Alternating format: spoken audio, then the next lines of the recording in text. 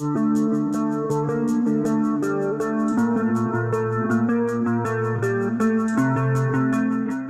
так каждое утро школьники села Мамак вынуждены ждать автобус, стоя на обочине под открытым небом. В этом месте, известном среди местных как остановка Джами, нет остановочного павильона. Здесь около остановки всегда во все время лужи. Постоянно дети под дождем стоят. Дождь идет, все капает на них.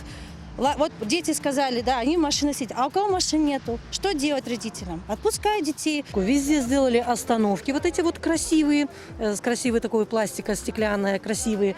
У нас пролетели мимо.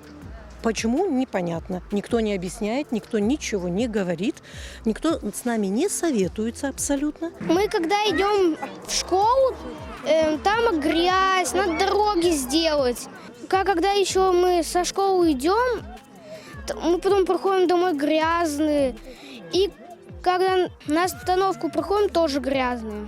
И когда мы тоже спускаемся на остановку, мы там можем упасть скользко. Когда идем, утром, бывает дождь, и нам придется на машинах ездить, а так неудобно. Вот как пришел на остановку, там негде стоять, вот тут нет установки. Я хочу, чтобы сделали дорогу, площадку и поставили здесь остановку. Еще одна проблема жителей села Мамак – отсутствие нормальных дорог. Это улица с гордым названием Ветан – родина, жители которой мучаются круглый год. Летом здесь пыльно, зимой скользко, а после дождя грязно. А об уличном освещении местным жителям остается только мечтать.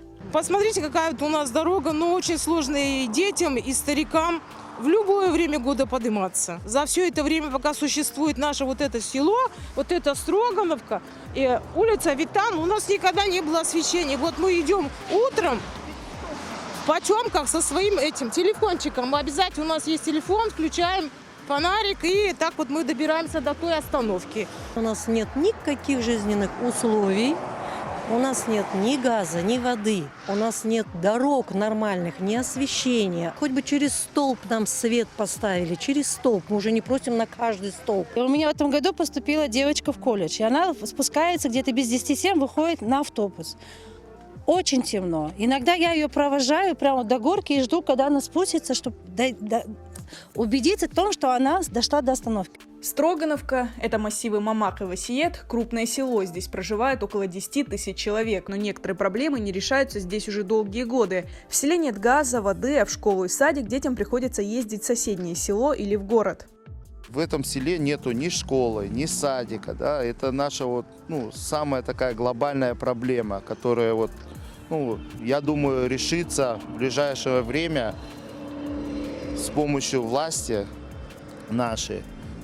Я думаю, они нас услышат, чтобы наши дети ходили в Строгановку, в школу, садик, не ездили в город, не ездили в соседнее село, где там школа полностью переполнена и работает 2 смены. Нам надо освещение, тротуары, в первую очередь, первоочередное. У нас не хватает остановочных павильонов, потому что дети в такую погоду, в холодную, они как бы находятся под открытым небом, мороз, дождь, снег, грязь. Остановочный павильон, по словам Усмана Мустафаева, появится уже в ближайшее время. Правда, не здесь, а немного дальше, у амбулатории, куда пока придется добираться по бездорожью.